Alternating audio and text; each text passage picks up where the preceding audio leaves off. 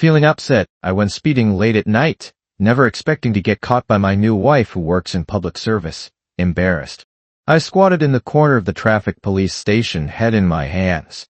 Thankfully, she didn't seem to recognize me. She was just coldly writing out a penalty ticket nearby. I couldn't help but call out, "Wife!" The auxiliary officer nearby burst out laughing. "Well now, if I recall correctly, you're the TH guy this month to call officer by wife." I was fucking speechless. Who the hell are these guys randomly calling her that? Is my wife someone you can just call wife? It makes me feel like I've been cuckolded. I glanced sideways at the wall calendar. It's only the beginning of the month. I've been married to Bai Ningbing for half a year. By my count, we've met a grand total of 3 times. The first time was for registering the marriage and our simple wedding ceremony. The second was for New Year's Eve dinner. And if you're asking about the third time, well, that's right now. The officer who administered the breathalyzer looked puzzled. Strange. No alcohol detected. Why were you driving so fast? Caught red-handed, I felt a bit guilty. My first time speeding and I get nabbed. The reason was, well, I was feeling really down. To gain the sympathy of the male officers present and hopefully get lenient treatment, I put on a tearful, snotty display, lamenting, "What sin did I commit to deserve this? My wife started cheating right after we got married. Staying out all night is the norm for her. And I have to hand over my salary so she can support some male college student. She's as passionate towards that student as she is cold towards me." The officers nearby were moved, filled with righteous indignation, turning into champions of justice. "That's outrageous. Where's your wife? We'll help you deal with that despicable pair." Whoosh! A small notebook came flying and hit the officer squarely on the back. A cold, crisp female voice rang out. "I told you to write tickets, not stand around gossiping." A chill went down my spine. Crap, every night hated me constantly. Fine then. I'll let you be together. Thinking this, I looked at Lin Shiyu again and said, "What were you asking me just now?" "Honestly, you." Lin Shiyu blushed slightly, then said in a low voice, "Xiang Wei confessed to me. Do you think I should say yes to him?" Say yes? Without the slightest hesitation, I nodded. Definitely say yes. I wholeheartedly approve. Huh? Lin Shiyu stared at me, shocked, as if those words should never have come from my mouth. Don't hesitate. You should boldly pursue your own love, right? If it were me, I'd just nod yes immediately without any hesitation. I told Lin Shiyu the answer with absolute certainty. Lin Shiyu looked even more surprised. But you? We're just neighbors who happen to be born in the same year and grew up together, that's all. Compared to your love life, I'm nothing. Of course, I knew what Lin Shiyu wanted to say, but I didn't give her any chance. I cut her off. Just hurry up and say yes to. She didn't look at me once, filling out the form with an icy face. I thought she was only cold at home. I didn't expect her to be even colder in public. No, not just cold, this was utter indifference. Thankfully, I knew her well enough to understand this was just her nature. "Name?" my wife suddenly asked, throwing me for a loop. Considering the situation, I meekly gave my name, Yifan. She proceeded to ask for various personal details, including my home address and a reason for speeding. After a short while, Bai Ningbing put down her pen. I reached across the desk, gently tugged her sleeve, and murmured, "Wife." Of the 3 staff members nearby, 2 choked on their water and 1 did a spit take. Bai Ningbing didn't look at me. She picked up the form and walked toward the counter opposite. "Kid, you've got some serious nerve calling her that out loud. But forget about it. Deputy Chief Bai was appointed from above. She has a boundless future. Besides, like I said, guys have called her wife this month already." Seeing that Bai Ningbing hadn't come over yet, the officer who had spoken earlier approached me and said in a low voice, "Believe it or not, our Chief Bai, with that face of hers, she draws a lot of attention, but she normally hates it when men try to cozy up to her for no reason." After speaking, he handed me a cigarette and lit. Advising, "Brother Yifan, don't blame me for not warning you. Watch your attitude. She's principled and incorrigible. She usually won't give you a hard time. As for wanting to be her husband, just dream about it. Don't say it out loud." Taking a deep drag from the cigarette, my rebellious streak instantly flared up. I took out a little red booklet from the car's armrest compartment, flipped it open with both hands, and shoved it right in front of the three officers. Look clearly. What is this? It's a marriage certificate. Your chief by is my wife. At first glance, the three saw it was just as I said. They snatched the marriage certificate and examined it closely from every angle. Their eyes were wide with shock and gasps escaped their lips. Leaning against the door frame with a cigarette dangling from my lips, I watched the astonished and envious expressions on the three men's faces. The one issuing the penalty notice is my wife. The one paying the fine and collecting me is also my wife. Just as I was reveling in my smugness, I suddenly felt the air temperature plummet. A figure emanating a powerful, oppressive aura approached. I quickly ducked my head, dropped the cigarette on the ground, and stubbed it out. Turning my head, my eyes met a pair of eyes shining like obsidian beneath long lashes. She slapped the printed document onto the desk, pointing to the bottom right corner. Signature, I asked meekly, whose name? Bai Ningbing's delicate eyebrows furrowed slightly, and she shot me a look that questioned my intelligence. Only then did I realize. I quickly picked up the pen and signed my name with flamboyant, confident strokes. Then I carefully pushed the document pen back toward her. Suddenly a wail erupted from a young officer nearby. I subconsciously turned to look, only to see the young man from earlier clutching his shin, rubbing it to ease the pain. Bai Ningbing retracted the leg she had kicked out, closed the marriage certificate, and stuffed it into my hand. Put this away properly. Don't take it out for no reason. Another officer trotted over and handed a receipt to Bai Ningbing. She then stuffed the receipt into my hand too. License suspended, fine. Blinking innocently, I looked at her. No need for detention or anything. Bai Ningbing stood straight, meeting my gaze directly, her dark pupils revealing a solemn and stern aura. I'm cm tall and Bai Ningbing is cm, but in her heeled leather shoes she was my height, yet in terms of presence, there was absolutely no comparison. Seeing my innocent, hurt expression, Bai Ningbing finally relented slightly. Wasn't serious enough for that. Go home. As I flustered like gathered my things, my stupid self asked, has the fine been paid? Bai Ningbing nodded. Paid. Oh, a collected sound of teasing understanding rose from the male officers nearby. Bai Ningbing slowly turned her head towards them. The area fell instantly silent and everyone uniformly lowered their heads. Following Bai Ningbing out of the traffic police department entrance, I turned back before leaving to give the officers a wave, departing breezily. Reaching the car, I placed my hand on the driver's door handle. A soft cough sounded behind me, and only then did I remember my license had just been suspended. Shaking my head helplessly, I said, "You head back to work. I'll call a designated driver." The words were barely out of my mouth when Bai Ningbing opened the driver's door and slid right in. Utterly dumbfounded, I stared at her blankly. Bai Ningbing shot me an annoyed glance. Get in. I quickly hurried over to the passenger side and got in. After fastening my seat belt, the car pulled smoothly away from the station. It was exceptionally quiet inside. Back where there were more people, I could manage a few words, but now I had no idea what to talk about. I awkwardly fidgeted with my fingers. What got into you tonight? 2 seconds later it finally clicked, and just as I was about to explain, I sighed instead. Haven't seen my wife in months, been in a bad mood. My head was practically buried in my chest when someone suddenly tapped my arm, pushing me upright. I tensed up, straightened my posture, and glanced at Bai Ningbing beside me. She was focused on the road ahead, her gaze never once drifting toward me. Confused, I asked, "What's up?" "Seat belt." Her words were lipped, but I got the message. My seat belt was crooked. After adjusting it, I looked at Bai Ningbing again. Still driving with rigid precision, her eyes never left the road. Yet somehow she knew exactly what I was doing. I licked my lips. For a second there, I thought you were gonna lecture me. We'd barely ever spent time alone together, but with just the two of us in the car now, the silence was painfully awkward. Street lights streamed through the window, casting a glow on half of Bai Ningbing's face, cold yet strikingly beautiful. Out of nowhere she spoke.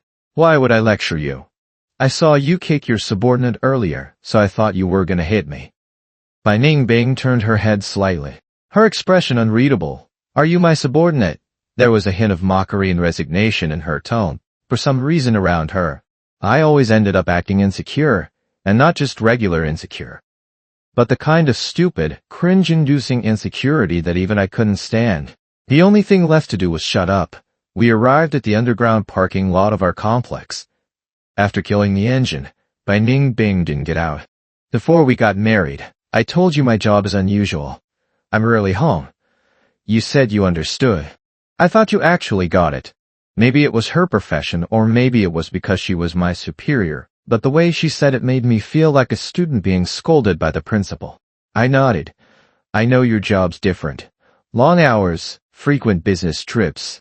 Bai Ningbing leaned back in her seat, arms crossed, staring ahead with a resigned expression. I knew dragging this out wouldn't help, so I came clean. My parents weren't egging me about having kids tonight. Got annoyed, so I went for a drive. I drive at kilometers per hour. I hunched my shoulders. Won't happen again. Bai Ningbing seemed to let it go. Opening the door and stepping out, we walked toward the house, one after the other. Once home, we retreated to our own rooms. Logically, to people living together without talking or interacting should feel awkward. But with Bai Ningbing, aside from the initial discomfort, I didn't feel any tension at all. After washing up, I headed to the kitchen for some warm water. There I saw Bai Ningbing in the living room adjusting her uniform and putting on her police cap. I froze. You're going out again? Her hair wasn't fully dry yet. I watched as she buttoned up her shirt. She glanced at me and nodded. Yeah, my turn for night shift. Seeing her pull on black socks, I couldn't bring myself to suggest she stay home. You never worked at the traffic police unit before, right? Lacing up her shoes, she replied, just a temporary transfer. I'll be back at the station soon. With that, she gave me one last look, turned the doorknob, and left. I watched her figure disappear into the distance, soon replaced by the taillights of her car until she was completely gone. Come to think of it, ever since we were kids, I've always been watching her back. In kindergarten, she comforted me when I cried. By 3rd grade, she'd already skipped to middle school.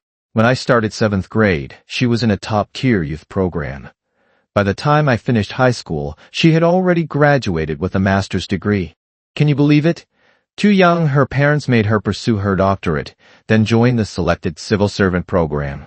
By the time I graduated with my bachelor's degree, she had already completed 2 years of intensive training and was directly appointed as a level investigator. Aside from attending the same kindergarten, I could never keep up with her pace in studies. If our parents weren't family friends for generations, I probably would never have seen her in my life. No, wait. Perhaps once during the spring festival. In my hazy memory, there was only her stand-out height, her devastatingly beautiful face, and her unattainable aloofness. I had always secretly admired her, but I knew it was impossible. It wasn't until I became her husband that I realized it wasn't a dream. It's just that, as a married couple, we're worse off than roommates sharing rent. The next day was the weekend, and my father-in-law asked me over for dinner. Only when I arrived at the Bai residence did I realize Bai Ningzu was also there. Bai Ningbing was excessively outstanding, leaving her peers far behind. Her younger sister, Bai Ningzu, however, was much more normal. Equally tall and beautiful, but not good at studying, not even reaching the average level. How would I know? I went through school with her normally from kindergarten all the way to graduating with our bachelor's degrees. I had the top score for university admission, she had the last. As soon as I arrived, she dragged me into a dual queue. Look at your sorry self. Hurry up and play support for me. I shook my head, refusing, resting my head lazily on the table to watch her play. Tell me, what kind of guys does your sister like? Hearing my question, Bai Ningzu laughed heartily. Don't worry, definitely not your type. I kicked her chair playfully. Get lost, talk properly. Click, the door was pushed open. Bai Ningbing made her grand entrance, radiating the aura of an ice queen. She wore a white shirt, her jacket draped over her arm. Taking off the jacket revealed an even more stunning figure, dazzling enough to make one unable to keep their eyes open. Hearing her, my mother-in-law took her jacket and pulled her into the living room. As soon as she entered, she scanned Bai Ningzu and me like a scanner. I immediately sat up straight. She glanced coolly at Bai Ningzu, then simply sat down opposite me, My father-in-law and mother-in-law continued their battle in the kitchen. I moved over next to her and poured her a glass of boiled water. You came too? Bai Ningbing glanced at me, picked up the glass, took a sip, and said nothing. Across from us, Bai Ningzu, enjoying the show, burst into merciless laughter. Oh my god, I can't. This is hilarious. This is her house. Does she need a reason to come back? So awkward I could dig a hole in the floor. I call my own parents mom and dad so often, I just realized I was at my in-laws' house. Not my own. I don't know why, but I always end up saying thoughtless things in front of Bai Ningbing. Fortunately, I've embarrassed myself so many times it doesn't matter anymore. Pausing for a moment, I asked, were you tired from being on duty yesterday? Maybe you should go rest for a bit. Bai Ningbing put down her glass slowly, relaxed her body, and leaned back against the sofa. Suddenly, a fair, delicate hand reached behind my neck and patted it gently twice, then it slid down my back to rest on the sofa. The delicate touch instantly made my brain crash, leaving me frozen on the spot. Call me when the food is ready. After saying that, Bai Ningbing closed her eyes, leaving me alone sitting on pins and needles, heart pounding, face flushed red. After lunch, Bai Ningbing changed into her work clothes, ready to go back to work again. I followed behind her, watched her get into the car. Before she left, I stuffed a few warm tangerines into her hand. I picked the female ones. They're very sweet. Eat them at work if you get thirsty. Bai Ningbing raised an eyebrow, looking at me with an unreadable expression. The scene became awkward for a moment. Bai Ningbing took the tangerines from my hand. The brief touch made my heart flutter again. Go back inside. I nodded, about to turn and leave, when I suddenly remembered something just before she started the car. Find some time to rest. Bai Ningbing nodded, waving for me to go back into the house, and the car gradually disappeared from view. I stood there feeling a bit lost. She's long gone and you're still looking. Not until Bai Ningzu tossed a can of Coke over did I realize I had been standing there for a long time. She had come out looking for me. I popped the tab, took a sip, and sighed. I wasn't sure if I was asking her or myself. Isn't it strange? Before, I rarely saw your sister. Just bumping into her occasionally felt satisfying and made me happy. Now we're married, see each other more often, even live under the same roof, but I feel it's not enough. I want to interact more with your sister, be closer. I turned to look at Bai Ningzu, who looked almost identical to Bai Ningbing. Tell me, am I being too greedy? Bai Ningzu looked me up and down with an expression of disdain, seemingly unable to comprehend my feelings. You two are already registered. You're a couple living under the same roof. What is it you want to do that isn't convenient? After saying that, Bai Ningzu twisted open her Coke and took a gulp. Also, my sister is indeed a bit cold, but she's not heartless. The fact that she agreed to register the marriage with you means she acknowledges you in her heart. It just takes time and the right opportunity to become closer. At this point, Bai Ningzu grinned mischievously. Besides, that blockhead has never even dated. As long as you follow the guidance of me, the love guru, and seduce her appropriately, won't she be putty in your hands? Hearing her say that, it actually seemed to make sense. I couldn't just wait for Bai Ningbing to take the initiative and approach me. But the approach needed careful handling. I understood the principle that going too far is as bad as not going far enough. The next day was Sunday. I cooked up a storm at home. Packing up for dishes and a soup, I headed to the traffic police brigade with the lunch, which looked, smelled, and tasted great. I heard Bai Ningbing was due to be transferred back soon, but for this month she was still at the traffic police brigade. I sent her a message beforehand to avoid a wasted trip. When I arrived at the entrance of the traffic police building, Bai Ningbing was surprisingly already waiting for me there. As I got out of the taxi, Bai Ningbing saw me carrying multiple bags and frowned slightly. What's this about? I held up the insulated bag for her to see. I brought you lunch. I happened to be off today, so I made a few dishes and brought them over. I blurted it all out at once, giving her no chance to refuse. Bai Ningbing didn't say much, just told me to bring it to her office. Once in the office, Bai Ningbing finally asked, "Why the sudden idea to bring me lunch?" Looking at her cool and elegant face, I pretended to be calm and said naturally, "Dad said you're busy with work and just grab whatever for meals. I'm your husband, of course I should care about you more." After hearing this, Bai Ningbing offered no extra words. Just take care of yourself.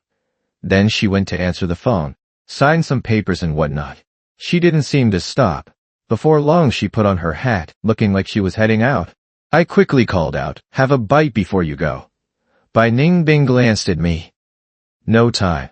Share it with the others." Undid it. I quickly turned around, opened the insulated container, packed some food into it, sealed it, and then chased after her. I caught up just as Bai Ningbing's car was about to leave. "Take it. Eat on the way." Bai Ningbing paused for a moment but still took the lunchbox. Afterward, I called the others in the office to eat together.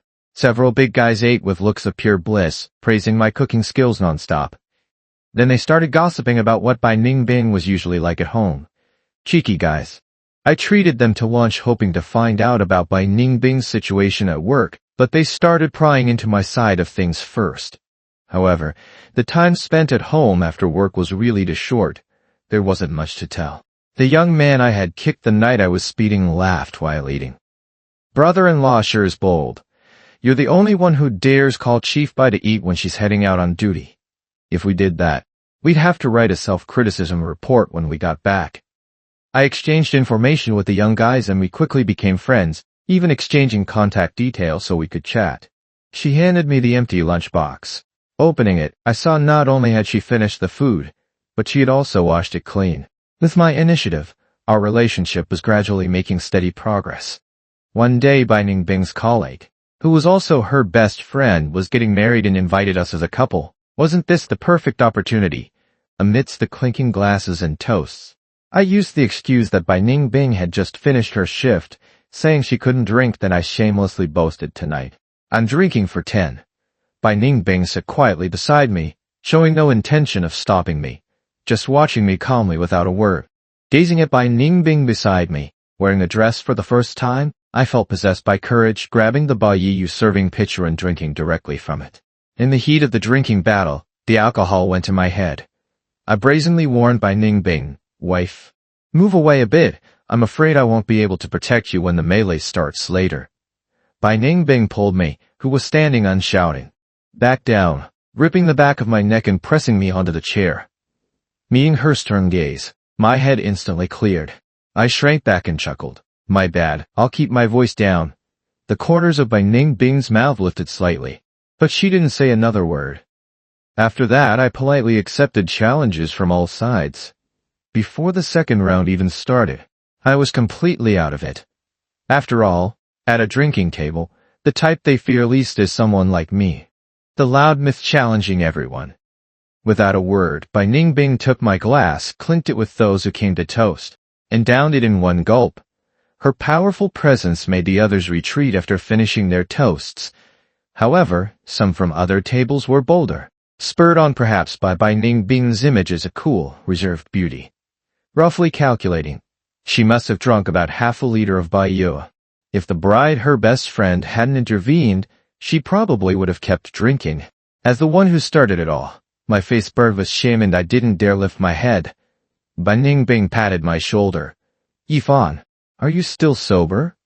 Just as I was about to reply, an idea struck me. Isn't this a great chance? Use the drunkenness to get close, maybe even go further. I pretended to be dazed, turned my head, and tried hard to focus my eyes on her. Then I leaned sideways, acting like I was about to fall right off the chair. Although Bai Ningbing had drunk quite a bit, she was still quick enough to catch me. Seeing me almost collapse onto the floor, Bai Ningbing put my arm around her neck, placed it over her other shoulder, and held it securely. I let myself slump against her, allowing her to drag me away. Just outside the private room door, Bai Ningbing seemed to find it inconvenient and hoisted me directly onto her back. It really proved the saying, a slim figure can hold great strength. I opened my eyes just a crack, peeking as Bai Ningbing got a hotel room and our names as husband and wife. She took me into the elevator and into the room. She wiped my face and loosened my clothes. Seizing the moment when she bent down to wipe my face, I pretended to have a drunken fit and hugged her. I called her wife. Bai Ningbing simply acknowledged it, surprisingly not pushing me away.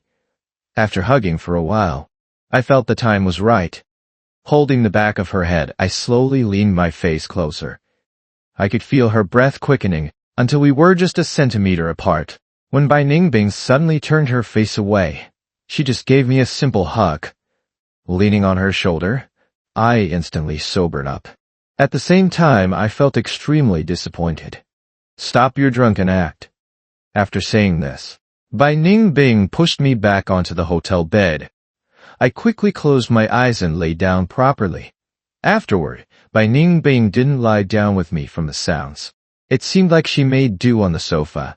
She left before dawn. Still lying in bed, I couldn't understand why. For us, a married couple for over half a year, we hadn't even held hands. Can you believe this? But the immediate problem was, after being so forward last night, how could I face Bai Ningbing now? Her evasion left me mortified. As noon approached, I still hadn't recovered from last night's disappointment. Ring. My phone rang, my heart filled with both anticipation and fear. Picking it up, I saw it was a call from my boss at the company. It turned out the company needed me to go on a long business trip. My boss, afraid I might refuse, specifically emphasized the importance of this assignment and the reward for completing it. Little did he know, this assignment felt like a pardon to me. Otherwise, how I would face Bai Ningbing back home tonight was going to be a real issue. I quickly went home, packed my bags, and was on a plane in less than 2 hours. After getting off the plane, I transferred to a green skin train, then a long-distance bus, a rural bus, and finally an ox cart. Along the way, I witnessed the changes from a big city to a remote village. My phone signal also went from G to G, then to G, and finally to no signal. After getting off the plane, I hesitated for a moment. Finally looking at Bai Ningbing's number, I hesitated for a long time and didn't dial it. As husband and wife, I naturally should have informed her about my business trip. But coward that I was, I didn't dare face her directly after what happened last night. Bai Ningbing most likely knew I was pretending to be drunk and that I planned to make improper advances towards her. I didn't want to think about it. The more I thought, the more ashamed and uncomfortable I felt. I spent over half a month in a mountain village that didn't even have phone signal. The mission was completed successfully. Everything in the mountains was clear waters, green mountains, blue skies, tranquil and warm, and kind-hearted people. The only downside was the lack of signal, completely cut off from the outside world. I imagined that if I really went missing here, the outside world might never even know. The night before I left, the simple villagers held a farewell feast for me. They called it a farewell feast, but it was actually all local homemade specialties, mountain chicken, duck, and mutton, along with homebred sorghum wine. Although it didn't look like much, it was the tastiest and most heartwarming meal I'd ever had. It would have been even more harmonious if you disregarded the final scene where the villagers got me completely drunk. In that moment of tipsy lightheadedness, I thought back to that night at the hotel when I was also drunk. Memories of Bai Ningbing, bit by bit from childhood until now, flashed through my mind like a slideshow. She and I were ultimately people from two different worlds. This time when I go back, I plan to confess to her. I'm not good enough for her. Let's just get a divorce. I remember a story before the Buddha's disciple and became a monk. He saw a young woman on the road and I fell deeply in love, unable to let go. The Buddha asked him, "How much do you love that young woman?" Ananda replied, "I wish to transform into a stone bridge, endure years of wind, years of sun, years of rain, just hoping this young woman will walk across the bridge." I felt a sense of empathy. I didn't want to become shackles binding Bai Ningbing. Just for her to glance at me once in a crowd would be enough. Heavy rain, mudslide, sharp shouts woke me from my sleep. I was staying at the village chief's house. He asked me to look after his grandson and ran out to warn the others. The sky was still dark. I quickly got dressed, took his 5-year-old grandson by the hand, and waited anxiously inside the house. Seeing the water level rising rapidly, already approaching the house's threshold, I decisively pulled the little boy and ran towards the back mountain. Unexpectedly, not only was the rainy path slippery, but the ground itself was very loose. We had barely climbed a few meters up the mountain when the entire slope collapsed and slid down. Feeling tree trunks crashing towards us, I could only hug the little boy tightly as we rolled down together. Sliding down with the entire slope felt like riding a magic carpet. I couldn't just wait for death. If the earth beneath us gave way, The boy and I would be buried. As the landslide passed the nearest corner, I leapt outwards, pulling the boy with me. We then tumbled into a cave. Not far away came the unsettling but fierce sounds of crashing and tearing. The cave entrance was also getting narrower. The village chief's grandson trembled in my arms. He cried until he was exhausted and fell asleep, only to wake up and continue crying. In a daze, unsure how much time had passed, a sliver of light came from the entrance. I struggled to open my eyes and tried to dig through the dirt to crawl out. After just a couple of tries, I knew it was impossible. As someone who usually works in an office, my pale and delicate hands were utterly incapable of digging my way out barehanded. Continuing to dig would only drain my energy faster. Outside, the sky darkened and then brightened again. I started running a fever and the little boy stopped crying, not because he wasn't scared, but because he was too exhausted to cry. I guess we must have been swept far away by the landslide and mudslide. Exactly how far no one knew. In the quiet cave, I thought about many things. I wondered if Bai Ningbing would grieve if I died, and how long it would take for her to marry someone else. Half a year? Or just 1 year? The thought of her forgetting me, signing a marriage certificate with someone else, and living under the same roof made my chest tighten. I wanted to cry, but all that came out was a hoarse sound. My throat was dry and aching. But maybe this was just fate.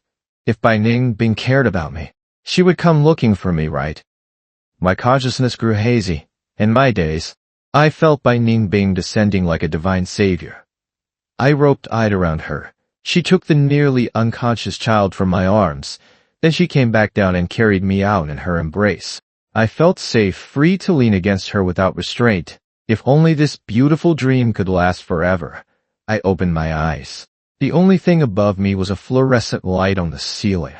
My whole body ached, and I couldn't muster even a shred of strength, as if every bone had been shattered. Struggling to move my fingers, I turned my head and saw long, jet-black hair, still beautiful despite being dotted with dried clumps of dirt. I reached out, trying to brush off one of those clumps. The woman beside the bed stirred instantly, sitting up. It was my long-unseen wife, Bai Ningbing. A faint smile flickered across her exhausted face, but she quickly suppressed it. She touched my forehead, glanced at the monitor by the bed, then finally looked at me. "Don't move around. They say those who survive great calamities are blessed afterward." So why was I being scolded the moment I woke up? My heart ached and I felt the urge to cry. "Why are you yelling at me?" Bai Ningbing seemed momentarily flustered. She grabbed a tissue and wiped the tears from the corners of my eyes. "I'm not yelling. Just don't move, or the ivy will back up." "How's the little boy?" I changed the subject. Bai Ningbing nodded. "He's fine, under observation in a regular ward." As she adjusted the IV drip, I reached out and held her fingers. Her movements paused briefly before she sat down and looked at me. I licked my dry lips. I thought I was going to die there. Bai Ningbing binged my cheek with her other hand.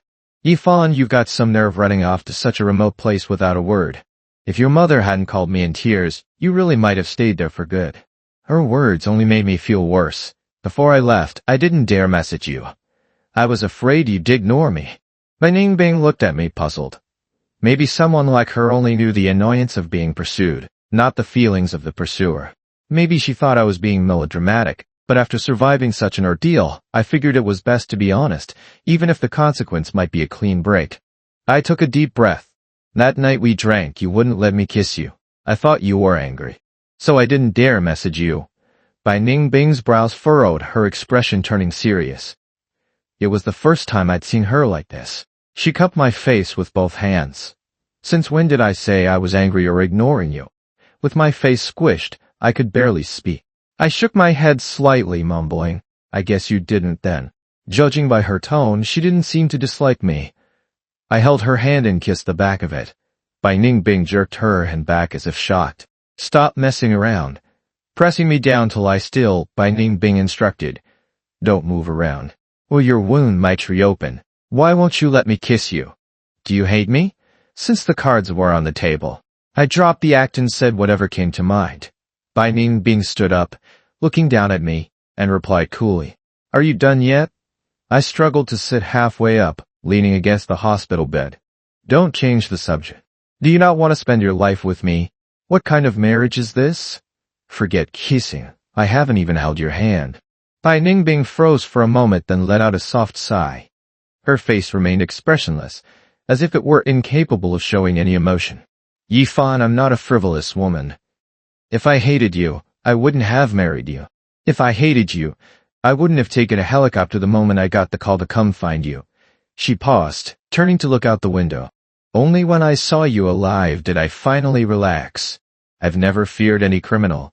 I don't even know what fear feels like. But when I couldn't find you, her voice grew quieter. This was the first time she had ever spoken so much to me at once. Come to think of it, if she truly felt nothing for me, she wouldn't have married me.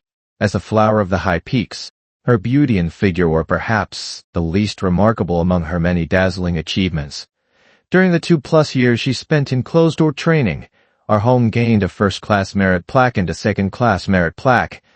Maybe I had never considered what kind of brutal experiences she had endured to become so cold toward everyone. But now perhaps I understood. She wasn't cold, just bad at expressing herself. In this moment I wanted to say something, but I didn't know what. Bai Ningbing withdrew her gaze from the window and turned back to me. On our wedding night and that other night you were drunk. I'm 2 years older than you with more life experience. I need to take care of you. I wanted to argue but realized everything she said was true. I wanted to talk to you properly when you were sober, not just when you were drunk. The fluorescent light illuminated Bai Ningbing's fair face as we silently locked eyes. Only by looking directly at her did I realize she not only had delicate skin, but also deep, bright eyes like Lake Baikal under a moonlit night. And I was slowly sinking into those dark waters. Actually, I wasn't drunk that night. Seriously. Give me a set of advanced math problems and I could solve them all. The corners of Bai Ningbing's lips curled slightly, her eyes carrying a faint trace of amusement. No wonder people say eyes can speak. Prove there exist infinitely many primes such that. Bai Ningbing suddenly threw out a number theory problem, completely catching me off guard. I stared at her blankly. What did you say? She suppressed her smile. Yifan, I don't know how to flirt or talk about love. But a pale hand grasped mine. Its owner now staring intently at me. Once I make up my mind, I won't change it. Holding her hand, I leaned in, closing the distance between us. I could feel Bai Ningbing's warm breath. Suddenly, a force pushed me back. My blood pressure spiked. What are you? Bai Ningbing's ears turned red as she glanced at the heart monitor. Wait until your injuries heal. For the next 2 days, Bai Ningbing personally took care of me. Only when a city bureau called repeatedly did she finally pack up and leave. With her gone, there was no need for me to keep pretending to be a patient. Under my mother's disdainful gaze, I devoured 3 bowls of food at every meal and was discharged 3 days later. Those 3 days felt like an eternity. I remembered clearly what Bai Ningbing had said. Wait until my injuries healed. On the day I returned home, Bai Ningbing was away on a mission. Gazing at the empty room, the excitement and anticipation in my heart turned into a helpless sigh. I refused Mom's offer to stay and take care of me. Quickly packing a few things, I ordered some takeout, then played a round of a game. After 1 round, I already felt bored. I remembered that online question, which is more important, your partner or games? The classic answer was playing with your partner playing games. Partner games, indeed. The emphasis is on After washing up, uncharacteristically, I grabbed my pillow and went to Bai Ningbing's room to sleep. Are girls' rooms usually this simple and tidy? A double bed, a desk lamp, a few books, that was it. But smelling the faint, fresh scent in the air, I suppose this counted as sharing a bed, didn't it? Drowsily, I sensed a figure moving beside me. Alarm bells instantly rang in my head. Had a burglar gotten in? I struggled to open my eyes. Sorry. Did I wake you? Bai Ningbing was wrapped in a bath towel. Tiny water droplets slipped through them, and then found a book called Jin Ping Mei. I was instantly embarrassed. Actually, I didn't have time to read this book either. A classmate strongly recommended it and insisted I take it. It said that the ancients loved reading this book, and I was curious what held such great attraction for them, so I planned to find out. I didn't expect it would still fail to escape Lin Shiyu's eyes. You even found this. I looked at Lin Shiyu and said, Actually, save your explanations. if you weren't reading this book. You should have been in the top 10 of our grade, Lin Xiyu said with a look of exasperation, disappointed I wasn't reaching my potential. I gave Lin Xiyu a deep look, then forcefully shoved the book on my desk mate. This book is good. Read it and cherish it. My desk mate looked completely bewildered but still opened it curiously. After that, my desk mate's grades dropped several places. Of course, that's a story for later. After Lin Xiyu got angry at my lack of ambition, I studied even harder, focusing entirely on my schoolwork. One day after school, in the familiar alley, Xiang Wei appeared again. Same hairstyle, still so cool and handsome. He wanted to say a few words to Lin Xiyu, but she just shot me a glare and walked straight away. Bro, you've really had it tough, Xiang Wei said meaningfully. You must have suffered quite a bit from Lin Xiyu because of my matter, right? Bro, nobody understands me better than you. Xiang Wei, I exclaimed, putting my arm around Xiang Wei's shoulder, acting like sworn brothers. Bro, tell me, why is it? Xiang Wei asked. Why is what? I asked confused. Isn't it Lin Xiyu? Xiang Wei frowned. You haven't forgotten about my lifelong happiness, have you, bro? Well, I looked awkward. Forgotten. I'd long since put it out of my mind. Besides, this guy was trying to make a move on my future wife. How could I let that happen? These past few days I've really thought things over. After the pain, Xiang Wei, completely oblivious to my unfriendly gaze, muttered to himself. Is it because I'm not handsome enough? Or not romantic enough? Can't express my feelings? I just can't figure it out. I'm clearly the most handsome guy in the entire school. So how can Lin Xiyu, not even spare me a glance? But after this test, I've figured out. I looked at Xiang Wei in surprise. You figured out again? The test.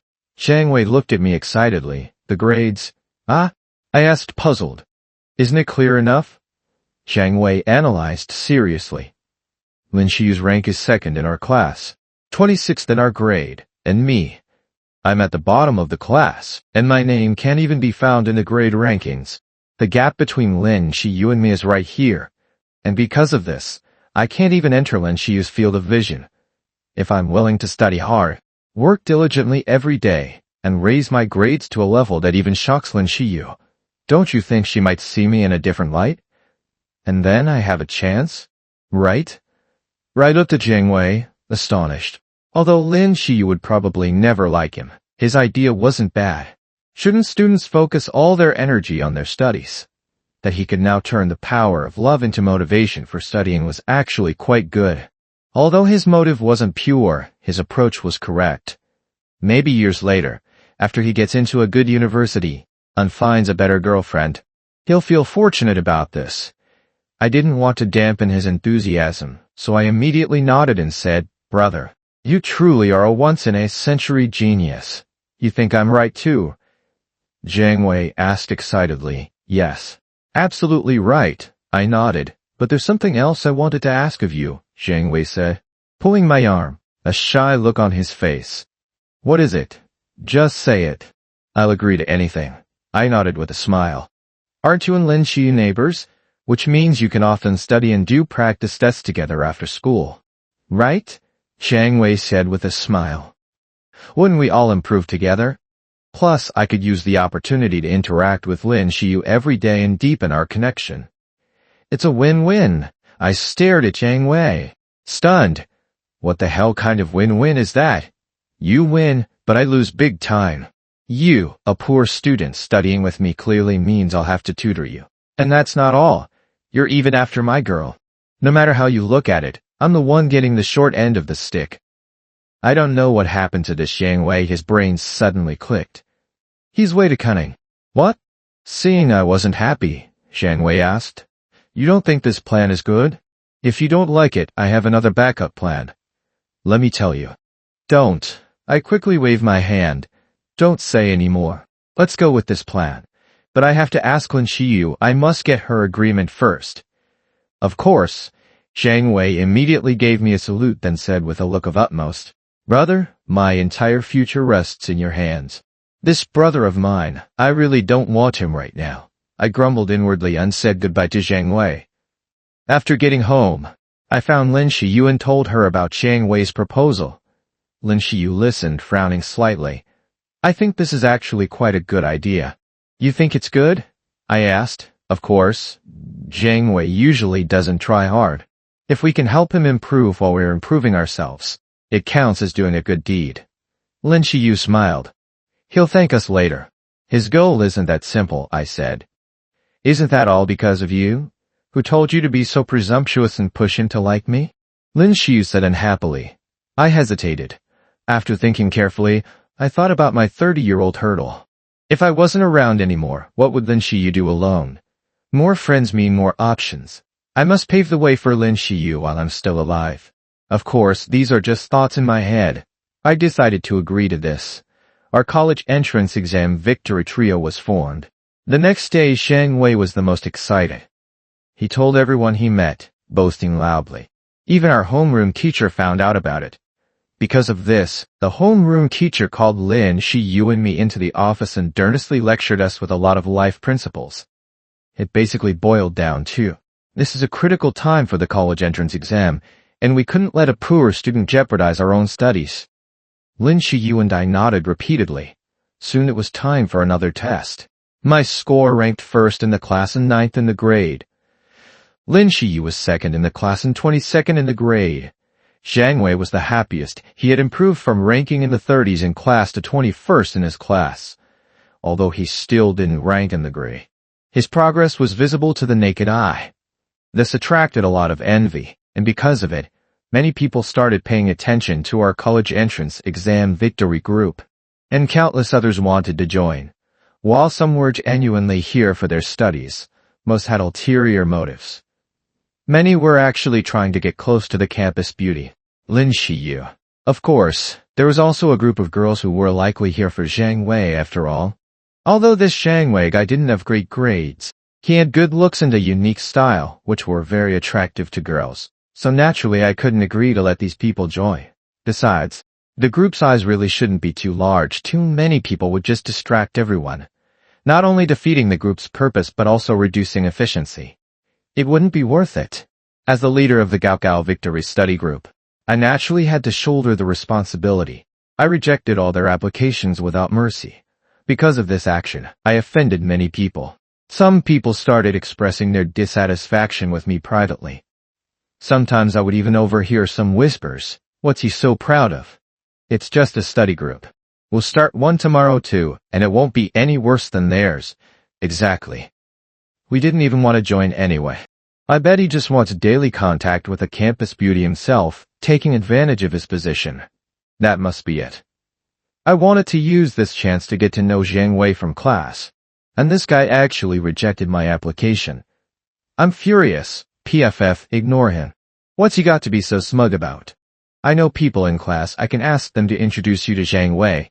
There were many kinds of unfriendly comments, but having lived a life before, I naturally wouldn't take them to heart. To me, most people here were merely passers-by in my life. However, although I didn't care about these things, I still underestimated human nature, and a greater disaster would soon befall me because of it. One day, the homeroom teacher called me to the office. When I arrived at the office, I saw another girl sitting there. She wore glasses and looked very quiet. She got very excited when she saw me. Hello, I responded politely, not thinking much of it. Soon my homeroom teacher arrived, and with her was the homeroom teacher of class. The class homeroom teacher looked at me and smiled. You must be Fan. Hello, teacher, I said politely. Yes, quite impressive. The class homeroom teacher nodded and then looked towards my homeroom teacher. My homeroom teacher politely asked me to sit down and even poured me a glass of water. Teacher, why did you call me here? There's a national math competition coming up soon. Elite high school students from all over the country will be participating. My homeroom teacher looked at me with a gentle smile. If you can distinguish yourself in such a major competition and achieve a good ranking, you'll have a chance to be preferentially admitted to top universities, securing guaranteed admission. And if you place in the top 3, you're certain to get guaranteed admission to Tingshua or Peking University. Hearing this, my eyes widened and my heart pounded with excitement. Really? Don't get too excited just yet, my homeroom teacher said with a smile. The spots for the competition are very precious. Our school has many classes, but there are only 3 spots in total. Hearing this, I wasn't worried at all, because I knew very well that since the homeroom teachers from 2 different classes had both come to see me, they must intend to give me one of the spots. Otherwise, why would they have specifically sought me out and mentioned this matter? I smiled then. Teacher, how can I get the spot? Hearing this, my homeroom teacher and the teacher from class exchanged smiles. My homeroom teacher said, you could say it's difficult, but it's also simple. What's the condition? The homeroom teacher pointed to the quiet, demure girl beside me who hadn't said a word, stating, as long as you let her join your college entrance exam victory group and in the next test raise hers or into the top 50 of the grade, this spot will be yours. I looked at the girl beside me. I never would have thought the condition would be this. This girl looks so ordinary. How could she receive such special treatment? Could it be that her family background is very influential? That must be it, absolutely. I took a deep breath. But on second thought, no matter how influential this girl's family background was, it had nothing to do with me. For me, this spot was too important, guaranteed admission to Tsinghua or Peking University. The allure was too great. It directly shut my mouth, leaving me with no excuse to refuse. Well, my homeroom teacher and the teacher from class both looked at me with smiles, seeming very confident in me. Do you have confidence? I can't make any guarantees, I said. Just do your best. We have confidence in you. The homeroom teacher smiled. After all, you managed to help a poor student improve their grades so much. Helping Woo-zihan improve shouldn't be too difficult. The allure of guaranteed admission was simply too great. I simply couldn't find any reason to refuse. After school, Lin Shiyu, Zhang Wei, and I walked together to the school gate, and the girl named Woo-zihan was already standing there waiting. Hello, senior. Woo-zihan immediately greeted me, politely upon seeing me. Zhang Wei and Lin Shiyu were slightly taken aback and both looked at me. Where did you find this pretty girl? Zhang Wei looked at me with a knowing grin. Didn't expect this. You're quite something. Don't talk nonsense. The homeroom teacher recommended her for our college entrance exam victory group. I explained. What? Zhang Wei exclaimed.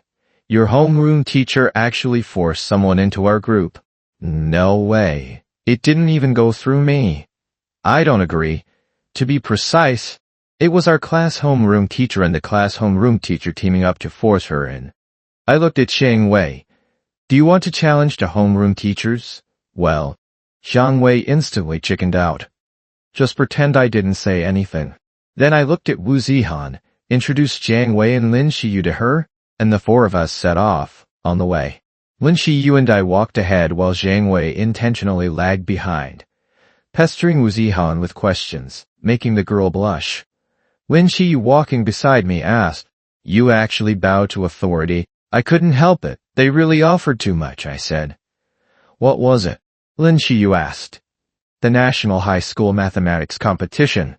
I looked at Lin Shiyu and said, If you excel in it, you could get priority admission spots to top universities. If you rank in the top 3, you get guaranteed admission to Tsinghua or Peking University. Lin Shiyu's eyes widened. This was something every high school student dreamed of.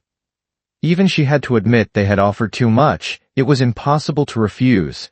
After a moment of surprise, Lin Shiyu glanced back at Woo-zihan. Who exactly is she? Her family background must be pretty significant, right? Seeing Lin Shiyu so surprised, I glanced back too. I shrugged and said, Who knows? Anyway, it's not our business. I actually think Zhang Wei seems quite taken with her. Might be something there. Lin Shiyu looked back again. Indeed. Let's hope this turns out to be a good thing, not a bad one. With Woo-zihan joining, our group became more lively. Woo-zihan was very quiet and reserved at first, but after getting familiar with us, she opened up and gradually started talking about everything with us. Lin Shiyu and I took turns tutoring Woo-zihan, putting a lot of effort into it. Zhang Wei was also putting in a lot of effort. Since Woo-zihan arrived, he seemed like a changed person, incredibly enthusiastic towards her. This enthusiasm even surpassed his previous enthusiasm for Lin Shiyu. Anyone could see that Zhang Wei was really serious this time and had made up his mind. But we saw through it and kept quiet. Days passed by like this. The results of another test came out. What I cared about most, of course, was Wu Ziyi's score. Without even taking the time to check my own ranking, I ran straight to class, found Wu Zihan and asked, "How did it go?" Wu Zihan looked at me, her face etched with disappointment. Seeing this, my heart sank. Didn't make the top 50? That couldn't be right. I had put so much effort into tutoring her, not just me. Lin Xiyu had devoted a lot of effort too. Besides, Wu Ziyi's original ranking was already around 60th in the grade. With just a little improvement, she should have easily entered the top 50. How could this be? I nervously grabbed the ranking sheet and scanned it from top to bottom. My score placed me 5th in the grade. Lin Xiyu's 19th. Continuing down the list, finally at the 50th spot, I saw Wu Ziyi's name. I breathed a sigh of relief, looked at Wu Zihan and asked, "See? You made it into the top 50, didn't you?" But Wu Zihan said, still looking crestfallen, "Shang Wei improved even more. He was originally ranked somewhere around TH in the grade, and now he's TH. He jumped over 100 places." Shang Wei's progress shocked me too. I looked closely, unsure enough. There was Shang Wei's name at the TH position. Such rapid improvement, even professional tutors would give him a thumbs up. Even a Bodhisattva witnessing it would shake their head in disbelief. Keep in mind, when I first met Shang Wei, he ranked in the 30s in our class and his name didn't even appear on the grade-wide ranking list. I was stunned for a moment, then turned to Wu Zihan with a smile. "Don't be discouraged.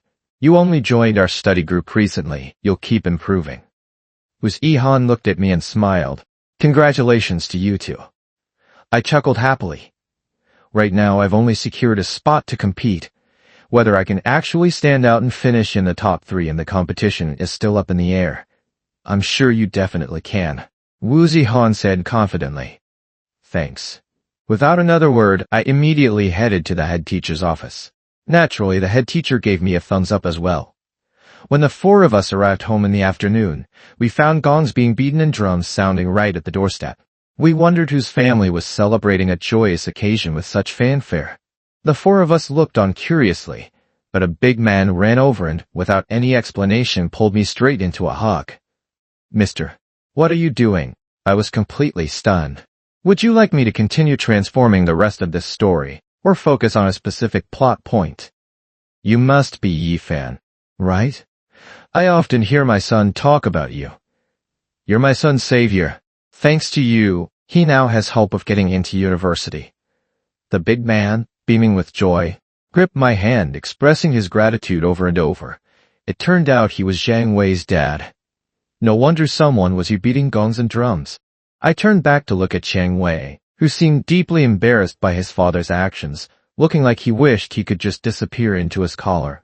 After the commotion with the gongs and drums, Shang Wei's dad insisted on taking us all out to a restaurant to show his gratitude.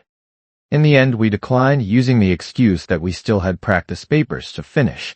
However, my parents and Lin Xiu's parents' word ragged off to the restaurant as our representatives. After that, I focused wholeheartedly on preparing for the math competition. In the blink of an eye, it was the TH. The competition was starting the next day. That day, the head teacher kept me behind after school, asking me to come to his office because there were some specific things he needed to discuss. I didn't know how long the head teacher would ramble on, so I told Lin Xiu, Shang Wei, and Wu Zihan to go ahead and not wait for me. Besides, the competition was tomorrow and I had a lot to prepare. I told them I wouldn't be going to the study group today, letting them study on their own. Coming out of the office, it was already close to 7 in the evening. At this time in winter, it got dark quickly. By this hour, it was pitch black everywhere. Just as I was about to leave, a student I didn't know walked up to me and handed me a note. "What's this?" I asked. "I don't know either. Someone asked me to give it to you." The student said, "Thanks." Without thinking much, I thanked him and opened the note. It read, "Waiting for you in the lab." Next to it was a name, Wu Zihan. Seeing those words, I frowned slightly. Didn't Wu Zihan go to Lin Xiu's place? Why would she be waiting for me in the lab? I was a bit puzzled, but Wu Zihan was a decent friend, so I didn't overthink it and went to the lab alone. The school's lab wasn't used often, so the lock was broken and no one had replaced it. I pushed open a lab door. It was pitch black inside. and I could vaguely make out a figure within. I tried to turn on the light, but it wouldn't switch on. Wu Zihan? I called out towards the human-like silhouette inside. The next moment, there was a loud bang behind me. I turned around to see the lab door had suddenly been slammed shut. Startled, I quickly turned back. The door was held shut firmly by someone. I couldn't pull it open no matter how hard I tried. Fear instantly gripped my heart, not fear of the darkness here, but fear of what would happen to tomorrow's math competition if I couldn't get out. This was something that could change my life. I absolutely couldn't lose this chance. I couldn't think of anyone I had such a deep grudge against. Who on earth would want to harm me like this? Who are you? In desperation, I desperately yelled toward the outside. What do you want? A man's voice came from outside. Yifan, if you want to blame someone, blame yourself for being clueless. What do you mean? Let me out, I shouted. Still pretending, huh? The person outside yelled. Since it's come to this, I'll tell you straight, Wu Zihan isn't for you. You shouldn't be hitting on her. What? Me hitting on Wu Zihan? What kind of nonsense was this? I pounded on the door angrily. You must be mistaken. Open the door first, we can clear this up. I have nothing to do with Wu Zihan. Huh. The person outside retorted. You think I believe you? You have to believe me, you must. I frantically pulled at the door, but it wouldn't budge. Give up. I've wedged the door shut with a wooden stick. Unless someone comes by right now, finds you trapped inside, and opens it from the outside, you won't be able to pull it open. The person outside said. His words drove me nearly to despair. I couldn't give up. Even though I'd likely only be trapped here for one night at most and someone would rescue me when they came for class the next day. But I couldn't miss the math competition. I pulled hard at the door again. You're just a greedy, the person outside said again. Isn't having the school beauty, Lin Shiyu, enough for you? You still want to compete with me for Wu Zihan? I don't understand. Why? I'm clearly better than you. Or exactly did I lose to you? The person outside grew increasingly agitated as he spoke. I, however, calmed down and listened quietly to his monologue. Better than me? I wasn't the type of troublemaker student who fought, so the way he was better than me could only be academically. I was ranked 5th in our grade, which meant this person was one of the top 4 in the grade. Among the top 4, there were 2 boys and 2 girls. The person outside was male, so it was either Chen Mingkai or Xiao Guangliang. Chen Mingkai? He's from class? Chen Mingkai, I ranked 1st in the grade.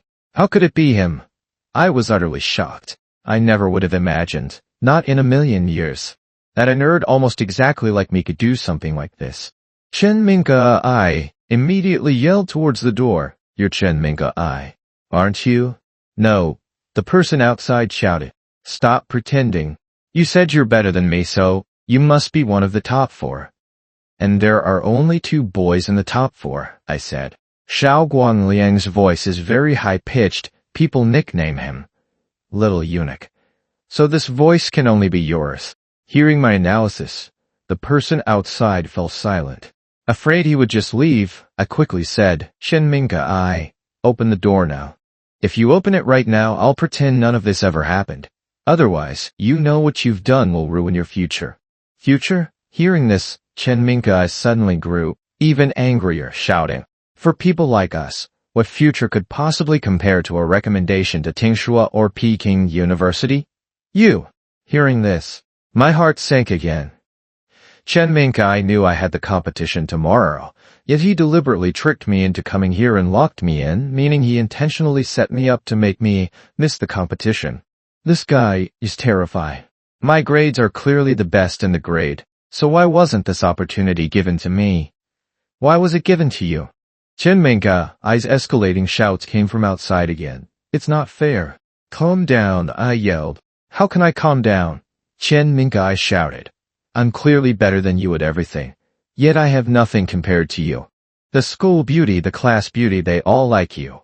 Even a recommendation spot goes to you. Why? I won't accept it, but your grades are still the best in the school. With your ability, you can definitely get in on your own. I knew anything I said now was futile. I could only try to soothe his emotions and explain the stakes. Open the door quickly. You can't disregard your future just because of this bit of jealousy. Think about your parents. Think about your... I spoke for a long time, but there was no longer any sound from outside. Chen Minka, I had already run off. How could this happen? I sank powerlessly to the floor, my face filled with despair. Knowing Chen Minka I had left, I was utterly desperate. I walked to the window. This was the top floor of the school, the 6th floor. I considered trying to climb down from here, but it was too high. Besides, there were no good footholds or handholds nearby, and I wasn't good at climbing. The probability of falling and getting injured was definitely over 60%. I wanted to take the gamble, but ultimately, I thought of Lin Shiyu. I thought of my parents, especially recalling my previous life, how I left at 30, the pain of my white-haired parents mourning their black-haired son, and how Lin Shiyu followed me in death. I suddenly felt the weight on my shoulders was heavy. I couldn't disregard them because of a moment's impulse. Climbing down from here, I had less than a 40% chance of success. Those odds were too low. The burden I carried was heavy. I still had to be filial to my parents. I still had to see Lin Shiyu happy every day. Besides, even if I attended the competition, it wasn't guaranteed I'd get the recommendation. Conversely, even if I lost this chance, it didn't mean I couldn't get into a top university. All of this calmed me down. I couldn't take the gamble. This bet wasn't worth risking everything for. I leaned against the corner, sat on the floor, and became completely calm. I spent the whole night thinking. It wasn't until near noon the next day that people came to the top floor lab for class. I was let out. The physics teacher looked at me astonished and asked what had happened. I didn't say a word. Soon I was taken to the office. My head teacher saw me, his face full of disappointment. Do you know how precious the spot was? Do you know what kind of opportunity you've missed? I'm sorry, I said, lowering my head. Teacher Zhang said, you were locked in a rooftop lab. What exactly happened? The head teacher asked, his face dark. Hearing this, I looked at the head teacher. Can I choose not to say? What do you mean? The head teacher frowned. If I say it, I might ruin that person's life. I looked at the head teacher and said, but he's a promising student. I don't want him to fall into an abyss because of this. You kid. The head teacher looked at me angrily and yelled, trying to be a saint. No. I shook my head. Who doesn't make mistakes? Even saints err and die. I just want to give him a chance, that's all. You say. You're so kind. The head teacher said angrily. Then what about me? How am I supposed to explain this to the school? Just tell the truth. Say I refuse to reveal who it was, I said. All right. Actually, what really happened was after I was tricked into going inside, the person locked the door, so I didn't get a clear look at what they looked like either. So you're not technically concealing anything, are you? The head teacher laughed, exasperated lie. Yes. I nodded. I don't believe you don't know who it was. The head teacher, still unwilling to give up, said, how about this? You tell me who you suspect it was. I just won't report it. Sir, I really don't know who it was, and I can't accuse someone based solely on suspicion. I shook my head. If you're not satisfied, you can investigate it yourself slowly. Leaving him with these words, I walked straight out. Who said you could leave? The head teacher shouted, but I ignored him. Downstairs. My parents had already heard the news and arrived anxiously. Not just them, Lin Shiyu's parents were there too. They asked me one after another what happened. I recounted the incident once, then said I was shaken up, tired, just wanted to rest, and didn't want to talk anymore. Seeing me like this, my mom didn't ask further questions and took me home to rest.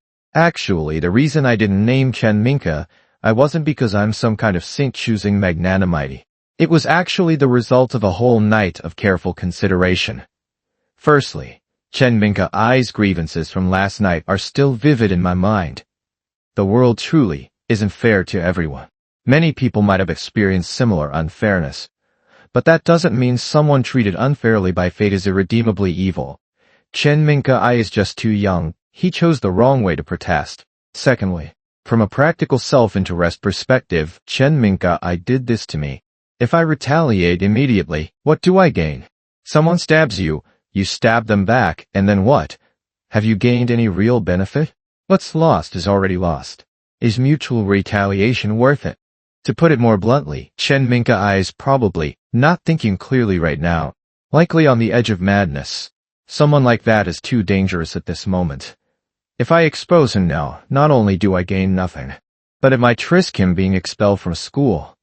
That way, I'd ruin his life, completely destroy his future. Wouldn't that push him into a desperate situation? Wouldn't someone cornered fight desperately and do something even crazier? If this incident got this Chen Mingkai completely mad, leading him to do something with consequences I truly cannot bear, then I would really regret it beyond measure. I might not be afraid for myself, but I'm afraid for the people around me. For example, might Chen Mingkai go after Lin Shiyu? If something like that were to happen, I absolutely couldn't bear it. These are the real-world stakes. Our ancestors already taught us how to handle these things with their wisdom. When will the cycle of revenge ever end? It's better to forgive when you can. I feel my choice wasn't wrong. Besides, from a purely self-interested perspective, revealing his identity would only harm him, and I wouldn't gain anything. On the contrary, perhaps not revealing him is how I maximize my own benefit. I'll have leverage over him because of this. He'll owe me a favor because of this. Even if he doesn't feel he owes me a favor, his conscience will bother him.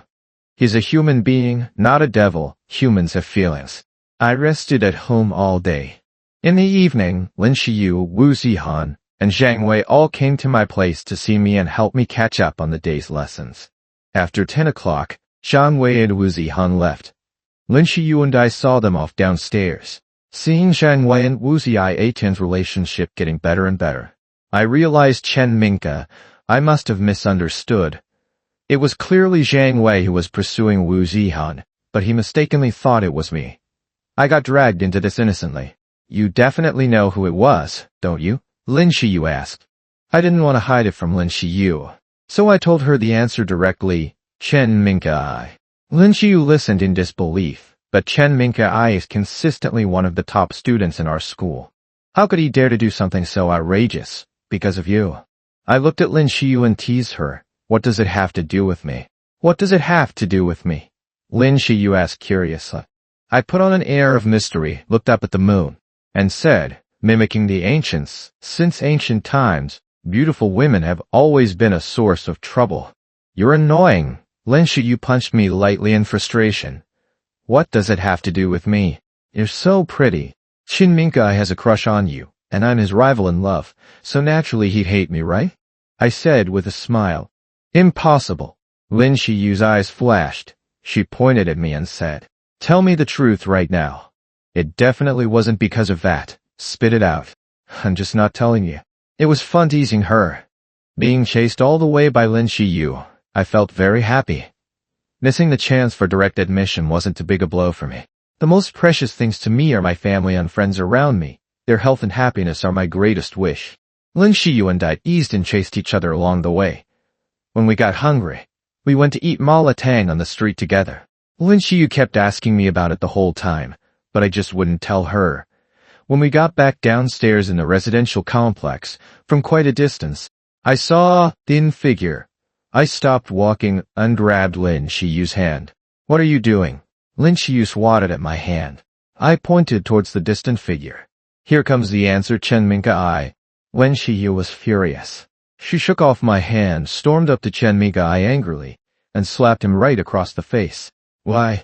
Facing Lin Shiyu's anger, Chen Mingkai lowered his head.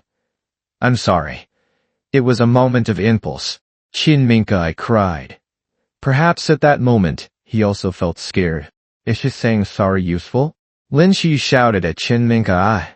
If apologies were enough, would the world even need a distinction between good and bad? I'm sorry. I know apologizing doesn't solve the problem, and I know what I did was terrible, but Chen Mingkai cried his eyes out, constantly repenting. Lin Shiyu was very angry and gave Chen Mingkai a fierce scolding. I stood aside watching quietly, not saying a word, letting Lin Shiyu vent her anger at him. Although I chose not to report him, he was indeed wrong. Criticism was still necessary where it was due. Besides, the college entrance exams were actually getting close. Lin Shiyu had been under a lot of academic pressure recently, and this was a perfect opportunity for her to kill two birds with one stone. Soon, Chen Mingkai couldn't stand Lin Shiyu's accusations anymore and knelt before me. I'm sorry. I thought it through. I won't evade responsibility. If you tell the teacher my name now, I won't resent you. Stop, Chen Minka, I confessed, still kneeling. Why are you being so hypocritical? Lin Shiyu exclaimed indignantly. You know perfectly well Yifan didn't turn you in today, and he won't tomorrow either. Why bother saying things like that? That's precisely because he didn't turn me in that I feel even more guilty. Chen Minka, I said through tears. If Yifan had given my name today, I would actually feel relief. Hearing this, the fierce-looking Lin Shiyu paused for a moment. Only then did she understand why I hadn't exposed Chen Minka even though I knew it was him. Lin Shiyu immediately shot me a look. The look seemed to say, retreating to advance? You're quite something. I smiled and returned a look that said, thanks for the compliment. Then I walked over to Chen Minka and helped him up. It's all right. Actually, while locked in the lab last night because of you, I did a lot of thinking.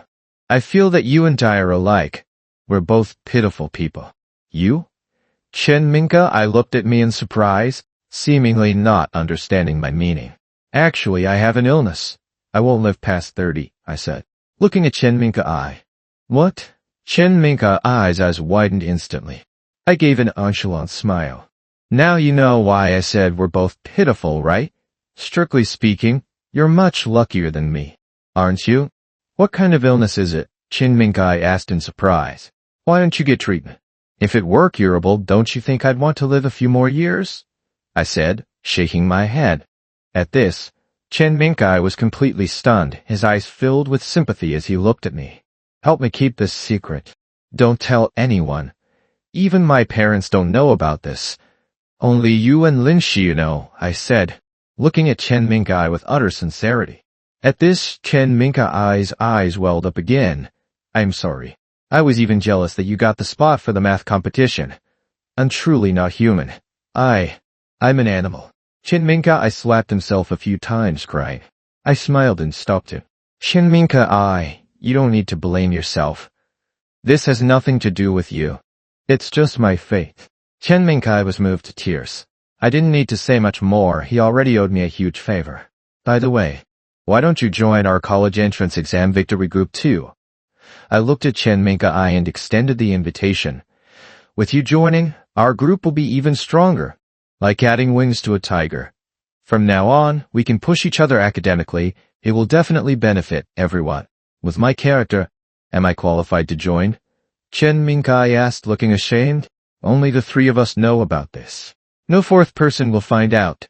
Don't worry, I said with a smile. After school tomorrow. Just come over with everyone else, okay? Okay. I'll definitely do everything I can to help you become no. In school, Chen Minka, I said, wiping his tears as he looked at me. Then aren't you personally cultivating a competitor? I asked with a smile. Without a competitor I'd find it boring. Chen Minka laughed. We chatted about some lighter topics, and then Chen Minka left. As he left, he kept looking back again and again. And here I was, only 18, already having reached the pinnacle of moral character, persuading others through virtue. After Chen Minka left, Lin Shiyu looked at me. Aren't you something? Quite the expert at persuading through virtue. Now, are you? Piece of cake, I said with a smile. Now you understand whether my approach to handling this was right or wrong, don't you? I have to admit, that move of yours was pretty impressive. Lin Shiyu praised me. A rare occurrence. I was instantly pleased. How about a kiss as a reward? Dream on. Lin Shiyu huffed, turning to leave. But I thought of something important and quickly grabbed Lin Shiyu. In our past life, you didn't bear me a child. We can't miss out this time around. Anyway, don't even think about touching me before university. Lin Shiyu blushed and left in a huff. The next day, news of Chen Minka joining our Gaokao Victory study group caused another stir. Suddenly, many more people wanted to apply to join. I continued to ruthlessly refuse them. The group size limit couldn't be too large. Too many members would lead to chaos, not only failing to help everyone improve but actually hindering individual efficiency. Zhang Wei and Wu Zihan were also surprised by Chen Minka's addition, but they didn't dwell on it and welcomed him. After all, Chen Minka's grades had consistently ranked first or second in the school for years. The addition of such an academic ace was naturally welcome. However, as time went on, problems soon emerged.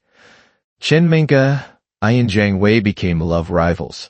Both had actually developed feelings for Wu Ziyan. And as time passed, we naturally learned more about Wu Ziyan's background. Her father was the chairman of a publicly listed company, making her family extremely wealthy.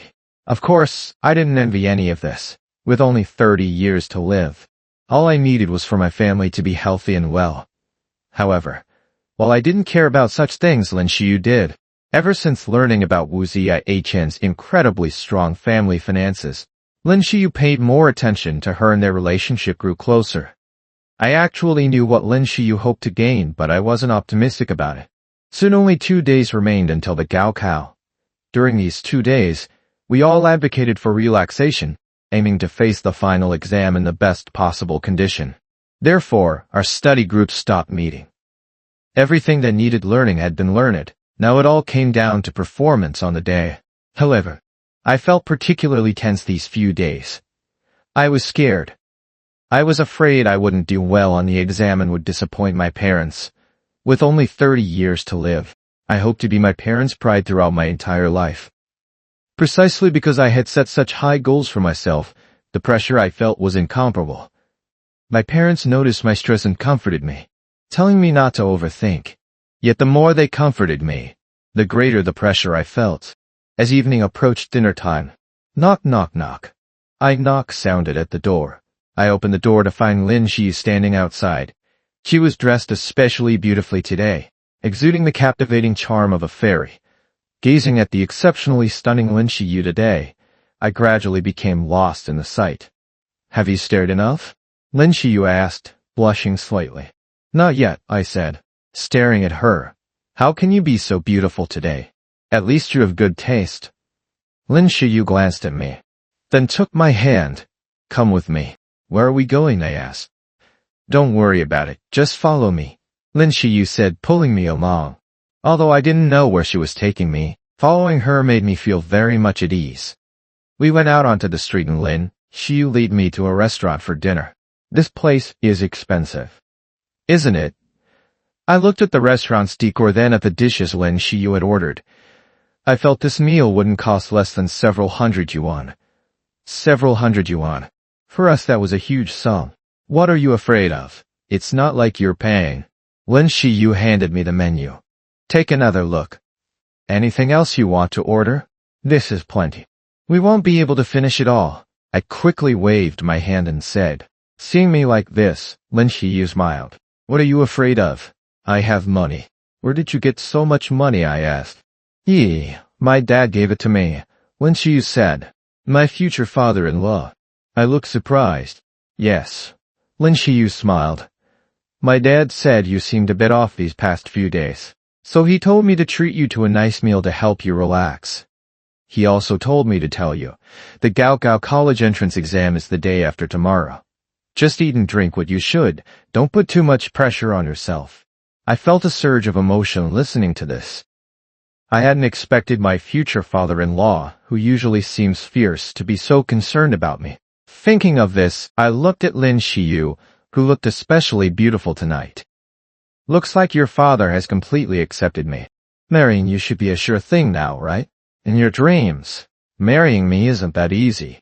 Lin Xiyu retorted, displeased. You haven't fallen for someone else, have you? I asked, dissatisfied. What are you thinking? The food's here, hurry up and eat. After you're full. I have other plans, Lin Xiyu said, looking at me with a slight blush. I didn't dare disobey her command. Stuffing myself with food, afraid to waste any. This was a big meal treated by Lin Xiyu. Wasting it would be a sin. After dinner, Lin Xiyu took me for a walk down the street. When we passed the men's clothing store, she insisted on dragging me inside to try on clothes, buying me a whole new outfit from head to toe. Leaving the men's clothing store, seeing Lin Xiyu had spent several hundred more yuan, I couldn't help but ask, this wasn't your father's idea too, was it? How much money did my father-in-law actually give you? Don't worry about it. Tonight, just focus on relaxing. Lin Xiyu didn't answer. After shopping and buying clothes, she pulled me along to watch a movie. When we came out of the cinema, it was all ready. Let's go home, I said, holding Lin Xiyu's hand. No, we're not going back tonight. Lin Shiyu stopped, her gaze shifting to a nearby hotel. We're staying here tonight. Huh? I looked at Lin Shiyu stunned. She had clearly said that before university she wouldn't think about such things nor would she date anyone. But now, I looked at the hotel again. What? Lin Shiyu looked at me and asked. This is the most precious gift I'm giving you. Don't you want it? Of course I want it. I looked at Lin Shiyu. She looked truly beautiful tonight. Then you're just shy, Lin Shiyu asked. We were husband and wife in our past life. What do I have to be shy about? I said worriedly. I'm afraid of your dad. He won't kill me, will he? Before I left, I told my dad I wasn't coming home tonight. Lin Shiyu said. And your dad agreed? I asked nervously. He didn't say anything. He neither agreed nor disagreed. Lin Shiyu said, looking at me. So that means he tacitly agreed? My heart leapt with joy. Lin Shiyu nodded shyly. Seeing this, I didn't say another word. Just held Lin Shiyu's hand tightly and walked towards the hotel. The Gaokao ended smoothly. I scored over points. Lin Shiyu scored points lower than me. Both of us underperformed slightly, not reaching our expected scores. But I felt very content. Lin Shiyu and I chose the same university. Would you like me to continue the story? Or perhaps explore the university years of Yi Fan and Lin Shiyu? After Ma Zhaoyu placed the ring on her finger, the crowd erupted into a mixture of shocked gasps and enthusiastic cheers. Ji Yuizhan's father looked like he was about to have a heart attack. But before he could shout for security, I signaled to the side.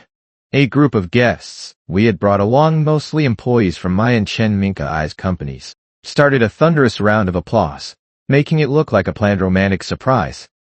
In the chaos of the emotion and the music, the two of them bolted from the stage, hand in hand, toward the exit where our getaway car was waiting.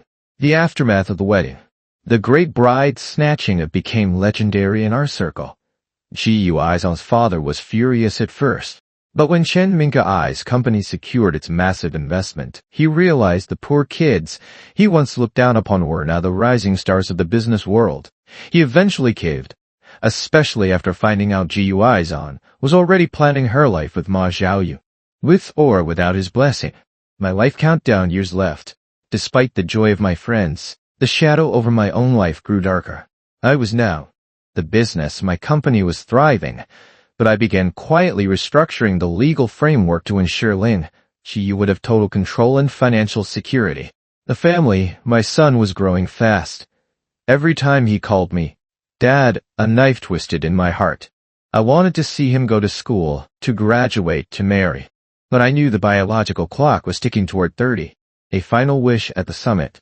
On a crisp autumn night, the five of us, now all married or engaged, returned to the summit of Shizi Hengtian Park. The air was cooler, and we were older, but as we looked at the city lights, the bond felt stronger than ever. We've beaten fate once, Ma Zhaoyu said. Hugging Ji Yuizhan, we can do it again. I looked at Lin Shiyu. She held my hand, her eyes reflecting the stars. She didn't know about the illness. I had told Chen Minka-I, but she felt my urgency, my desperate need to love her every second. The ultimate secret. I pulled Chen Minka-I aside one last time. If anything happens to me in 2 years, I whispered, you take care of the technical side of the business for Shiyu. Don't let her struggle. Chen Minka-I looked at me, his eyes moist. You're still talking about that illness? Yi Fan, you've survived this long. You're a miracle. You aren't going anywhere. I smiled, but inside, I wondered if the reset of my life had a hard stop, or if the love I had built, this child of a company and my real son, had finally earned me a reprieve from the heavens. Would you like me to skip forward to the fateful year of your birthday to see if the prophecy comes true, or should we explore the final 2 years of your entrepreneurial peak? I felt the small, warm hand of my son wrap around my finger. That tiny, firm grip felt like an anchor, pulling me back from the abyss of the dark universe I had been drifting in. Looking around the hospital room, I saw the faces of everyone who mattered. Ma Zhaoyu and Ji Yuizhan, still in their wedding attire but looking relieved, Chen Minka-I, who was gripping the bedrail so hard his knuckles were white, and our parents, whose eyes were red from weeping. What happened?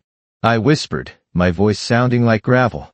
Lin Shiyu stepped forward, wiping a straight air from her cheek. She was no longer the cold, focused surgeon I had seen in my delirium. She was my wife again.